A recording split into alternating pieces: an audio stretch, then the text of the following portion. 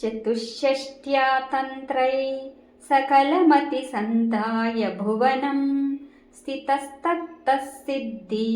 प्रसवपरतन्त्रै पशुपतिः पुनः स्वन्निर्बन्धा अखिलपुरुषार्थैकघटना स्वतन्त्रं ते तन्त्रं क्षितितलमवातीतरदिदम्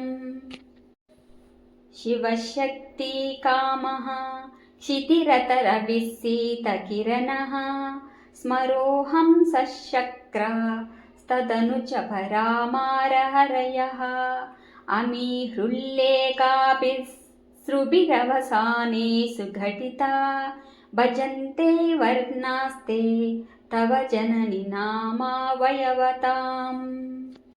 स्मरं योनिं लक्ष्मीं त्रितयमिदमादौ तव मनोः निदायैके नित्ये निरवधि महाभोगरसिकाः भजन्ति त्वां चिन्ता मणिगुणनिबद्धाक्षवलयाः शिवाग्नौ जुह्वन्ता सुरभिघृतधाराहुतिशतैः शरीरत्वं शम्भो शशिमिहिरवक्षोरुहयुगं तवात्मानं मन्ये भगवति नावात्मानमनघम्